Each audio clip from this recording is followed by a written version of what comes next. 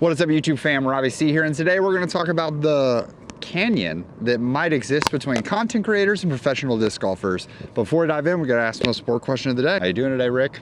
You having a good one? So catch me if I fall.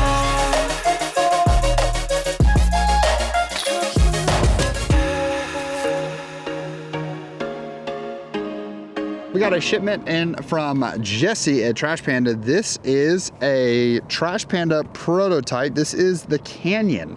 The Canyon, an overstable mid, which I know a lot of people have been talking about inside of Trash Panda's lineup. When are you gonna give me that beef, Jesse? When are you gonna give me that overstable stuff? All right, so maybe some of you weren't that aggressive, but you know, we have a lot of neutral to understable things inside of the Trash Panda lineup. So an overstable option was a welcome addition. And as I was thinking about doing this, I was thinking about, okay, how do we showcase what the Canyon does, but also try to do it differently than maybe other folks are gonna do. I think a lot of people are gonna get out there and do disc reviews, comparisons, and have this alongside an MD4, or they're gonna throw it alongside a glow reactor, a swarm, a pyro, whatever it may be. Looking for that overstable mid option. But on the day that I'm filming this, it was just announced that Ricky Wysocki is parting ways with Dynamic Discs after 3 years of their partnership. And Ricky has been receiving $1 million a year from Dynamic Discs.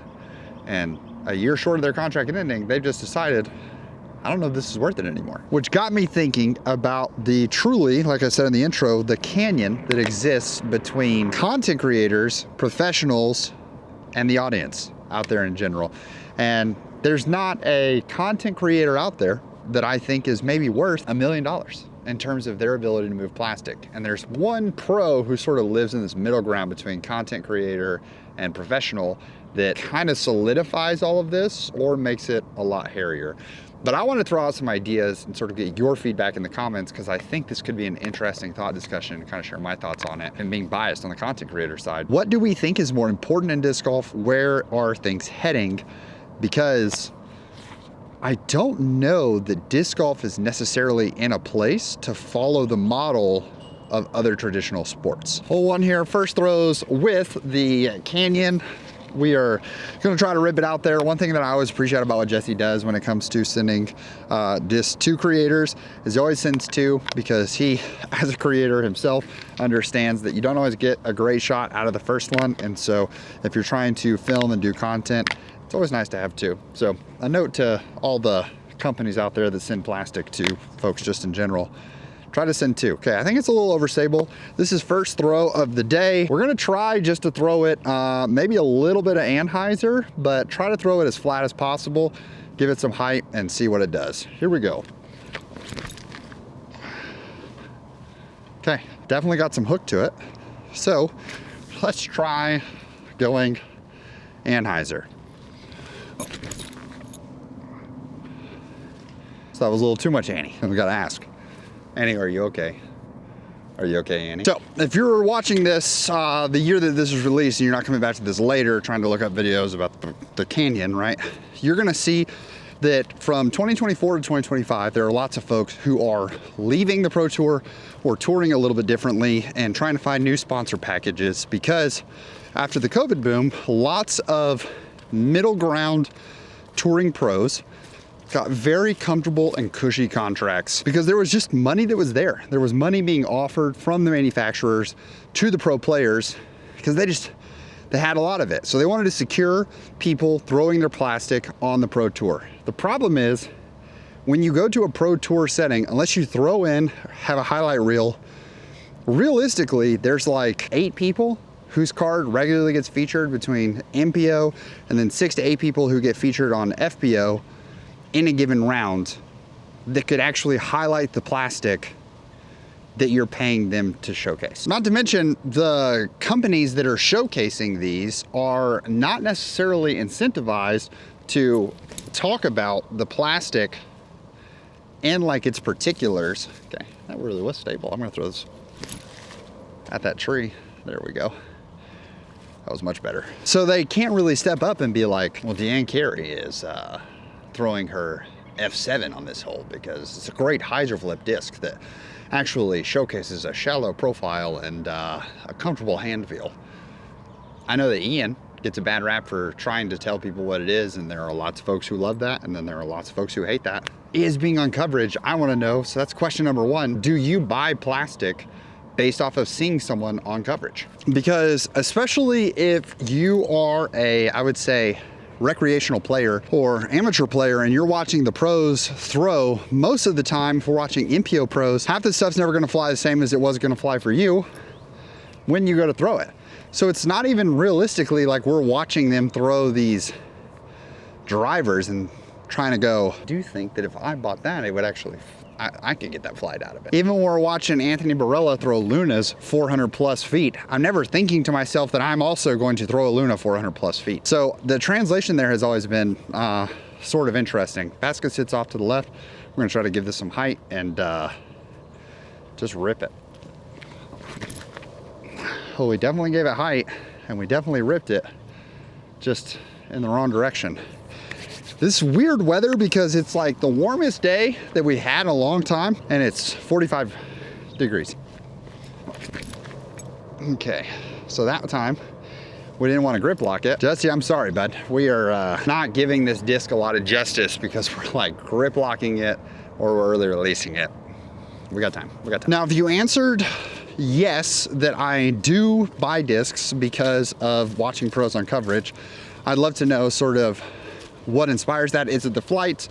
Is it support of the person? And so if it's the support of the person, question number two or the follow-up, how did you come to be in support of that person? Was it you watched them on coverage and you watched them playing and you thought, I kind of relate to their game, I like how they play the game, and therefore I want to be a fan of them? This could be very similar to other sports, and I'm never going to drive a car like Lewis Hamilton, but dude looks cool and seems pretty cool, so I'm going to be a fan of Lewis Hamilton. Sorry. Sir Lewis Hamilton. I just would love to know, is it something where maybe in a case of, I look at like a Calvin Heimberg who has a lot of fans being created, and Calvin he's been around, but he wasn't necessarily a personality. Then he started showing up on GK Pro Skins. People started seeing that joking personality a lot more, and therefore they became fans of him that way. Or did you become a fan and you watch them on coverage and you buy their stuff because you've met them in an in-person event? So I want to know why, if you are a purchaser, why did you start purchasing plastic because of them? So let's talk hand feel on the Canyon, because once again, this is partially thoughts on the Pro Tour Creator situation, but also I want to talk about this awesome disc that my friend has made.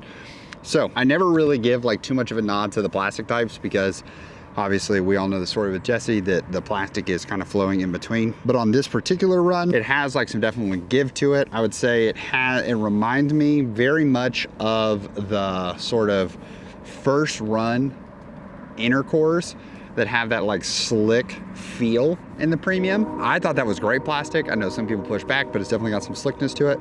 In terms of the mold, it's very interesting, and there's only one other disc that really comes to mind in terms of how this bottom piece goes, because it has a bead on it, but inside of that bead, there's sort of like a gap from the bead to the flight plate.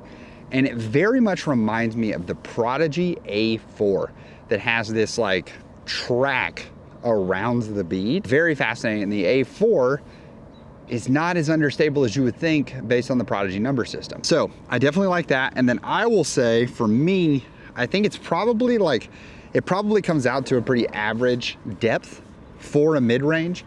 For me, it feels a little shallow, but I'm not entirely sure what's pushing me to there. Definitely a unique hand feel when I think about how I like to grip, power grip, just discs in general. Part of my grip is getting the tops of these two fingers sort of dove into the disc, and when I'm doing that, I feel like I'm in there, but I can pop out really fast. And so I don't know if that's I don't know what's leading to the issues in the throwing. I don't know where the baskets are, but usually there should be one in the far right. So we're gonna see how it does on a forehand. We're going downhill with it. And so we're gonna put it on some hyzer, throw it downhill, and see how it fades out. Always here for that. Surprising stability on the forehand. I like that. So I'm gonna go a little less hyzer and try to just punch it flat and see what we can do.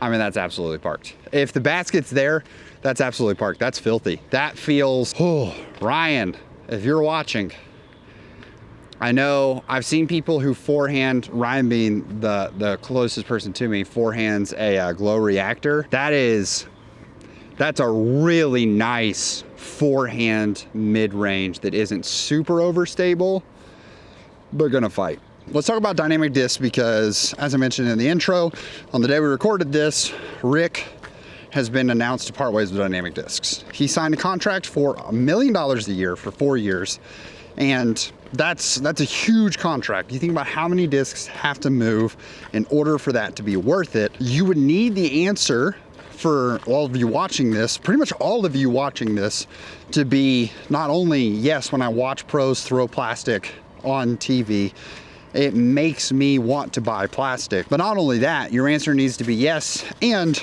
Ricky Wysocki specifically makes me want to do that. Now, there are players like Paul McBeth who have their own line and they move plastic a lot. And then you also have players who don't necessarily make it on coverage, such as Brody Smith, but still moves plastic in a major way for his appearance on screen. So with that being said, why did Ricky and Kona get signed to these huge contracts? Well, it was because of multiple reasons, but Kona specifically got put on the contract, and this wasn't stated, but Kona, kind of the big push that a lot of people felt in the disc golf world was that because she had a social media following, she had the influence in order to move plastic. Kona wasn't making $1 million a year. Kona was making $125,000 guaranteed a year, which was the same amount of money as the highest paid FPO that we were aware of, or at least public contract, in Kristen Tatar at the time, who is one of the most winning females in the game, one of the most dominant FPO players we've ever seen, which really sparks sort of the heart of debate in this video is, should Kristen and Kona have made the same amount of money? According to sales, the answer probably seems to be no. So I've got good news and bad news. This is where I thought the basket was, not, obviously. I forget that we just added bad new positions. Continuing the debate, and this will sort of pivot us from the pro to the content creator. Let's talk about content creators that are sort of starting to pull some larger contracts, and are they able to move discs effectively? So when you think content creators, I would say some of the bigger names that probably come to mind right off the bat in terms of especially those pulling contracts. You've got Foundation at the top, right? They are, and raw content, they have the largest like subscriber base, things like that. Not looking at obviously pro players who create content, because that's sort of the last category that we'll talk about. But Foundation at the top. Then you have Bedanza, the king of hustle himself. And I would actually be curious, I should have looked this up before we filmed the video, who has more videos on their channel right now? Has Anthony made and produced more videos than Foundation? And Anthony's been doing it for like a third of the time. That man's a grinder and totally has earned his awesome contract with Infinite. But if you told me that Infinite was paying Anthony the same amount, if not more than most of the pros that are sponsored by Infinite, it definitely needs to be paid more than, I would say, 80% of their contracts. Do y'all disagree with that? So then my follow-up question, third question, fourth question of the video, maybe? Have you ever purchased products, but plastic specifically is sort of what we're looking at here, discs. Have you ever purchased discs because of a creator? If so, what's kind of been the push that you've seen? For instance, I'm thinking about, like, for me, pig is love, pig is life. I love pigs. I love to throw pigs. I have a pig literally tattooed on my left arm. I'm all about the pig. Ricky was obviously pushing pigs better than I could. And he was pigs were being sold. Ricky was selling them. It was great. Ricky leaves. Bradley Williams picks up the pig. Pig sales start to drop. Is it because A, people were only throwing pigs because Ricky was throwing pigs? B, people didn't want to buy Bradley Williams pigs? Or C, a combination of both? Then Haley King picks up the pig, and so she starts using it, and we start seeing those sell. Are they selling better because it was a better run of pigs, which was closer to this run that Ricky had, or was it because people like Haley King better? All questions that I'm sure Innova is asking themselves. Let's be honest, they're probably not asking themselves that. But I like to think there are people out there on the internet who have bought and thrown pigs because of what we're doing here on the channel. And even the phrase, pig is love, pig is life. They actually announced premium pigs are coming at some undetermined date. And I got so many messages of people saying, hey, did you see it? We finally did it. We got premium pigs on the way. That's awesome. That's fantastic. I don't want to think that it was because of me, but I like to think that I had influence on helping make that possible and helping raise a voice. Let's go a little bit baby Anheuser, push it out straight into that field. Okay, that was not baby Anheuser. That came out of my hand early. It's safe. That's better. Yeah, these are stable. These are very overstable. I'm not gonna put them on swarm level because I think the swarm is more overstable. But I don't think that it's a stretch to say this is the least glidey disc Trash Panda has produced of the 4 molds in their lineup. Now continuing the walk and talk, I do look at another creator who has actually gotten sort of some focus from some manufacturers, and I think about how Prodigy comes out and says that they are not necessarily going to sponsor big players. They're kind of refocusing and reorganizing its company, and then they do a deal with Broderick where he's going to throw for 30 days and show their content or show their discs off. You've got Matt Givens getting a sponsorship. Matt Givens, good local pro, but also has a content creating like side, which I think makes it more enticing because I want to believe, and I don't think this is vain, but I really want to know for casual disc golfers out there, how many people even follow the pro scene? Like, are there disc golfers out there who do not follow the pro scene at all, but follow content creation inside of the disc golf world? And conversely, are there people who follow, I'm sure if you took the percentage of people, the number of people really, that follow the pro scene, don't watch a lot of content creators versus watch a lot of content creators but don't follow the pro scene. Has the sport like tainted me to think that this group, the pro, not the content side, is larger? But I do think the largest pool is the group that doesn't care about either. They're just out there casually ripping some discs. And what do we think as fans of the sport trying to get the sport to grow? Is there one side or the other that we should be pushing them towards? So that's sort of, I guess, the final question. Which side do you think is more helpful to push? Speaking of push, what if we just throw this canyon in, right? That'd be sick. Be honest, Joe. Joe, I know you're watching that video. That was closer than you thought it was gonna be. I know it, Joe. I know you. It's closer than you thought it was gonna be. I really do think this is my favorite shot that I threw with these, is that forehand. So we've got a basket. It's not actually a hole. It's like 2 holes from now. Basket over to the right, a bunch of trees. So we're gonna try to go high, forehand, hyzer, and just see if we can get it over there. Well, it's not high, but it is a forehand hyzer. I think I hit a tree. Straighter. And look at that. Even when I push it straight, it still pushes and fades out to the right. If you have a like not great to average forehand, I think this could be a forehand mid that you're looking for. Like, zone's a little too dumpy for you. Canyon could be it. Canyon could be it. Now, of course, let's talk about the anomaly. The anomaly in Simon Lizotte, right? Simon Lizotte is one of the best players in our game. Very, very talented at throwing circular objects. And also, such a great personality, so great at making content. There's a reason that Simon is also on his huge contract, because he deserves it. He's a delight to meet, he's a delight to watch, and he's a delight to watch play. So he kind of fills this weird middle ground, and I think that's where we're gonna see a lot more contracts heading, is that these contracts are gonna try to make sure that if we're gonna sign you, we're gonna put you in some content so that people can get to know your personality. 2 players that have really pioneered in showcasing, hey, if we just get these guys talking, we've got a better chance at like using the players that we're signing and paying this money. And that is Simon, obviously, but he did it all on his own. Simon doesn't let people edit his stuff because he wants to have control of that. And people have loved him for it. I also look at Calvin, who, like we mentioned earlier in the video, was a personality that a lot of people didn't get a chance to see. A lot of people weren't talking to, a lot of people weren't talking about.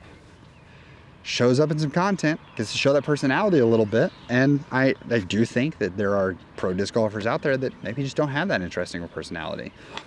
That's okay too. It's gonna be tough for them because as an audience, we want to feel that we get to know the players beyond everything. That's why when you watch an NFL like mic'd up player, there's just some joy to that. It's why we love seeing behind the scenes with certain people. I think brands are gonna be focusing on doing a better job signing these players to maybe not so much guaranteed money because they think they're gonna move plastic because of their performance, but more so they're gonna move plastic because they create fans of the players. That's where I see disc golf going and maybe why content creation feels a little more powerful because you get to watch us and hear us interact with you. Even though I'm sitting here talking to a piece of plastic, it feels as if we're talking because that's how I want it to feel. That's how I want it to be, that when you see me in person, you feel like, hey, you're the guy that hangs out in my living room every Tuesday, Thursday. It's nice to see your face versus just the lens and my face reflecting in that. Final question of the video. If you start your own disc golf manufacturing company tomorrow, you get one major contract to sign. Are you signing a content creator? Or are you signing a touring pro? We'll take Simon, Paul, Eagle, Calvin off the table. Eagle, Calvin, Rick. Simon, Paul, Eagle, Calvin, Rick. We'll take those 5 off the table. Are you signing a content creator or are you signing a pro? Let me know. Thank you so much for watching. Jesse, Canyon's great, dude. I'm all about keeping it real and keeping it transparent for you guys.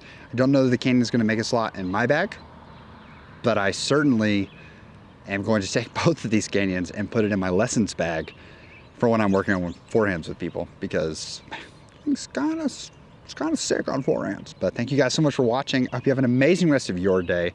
Please make it fantastic for someone else too. And I hope that we do not truly find ourselves in a real canyon between creators and the pros, because all of us just want the sport to grow so that more people can come to enjoy it. But for now, we're going to leave you with the birdie.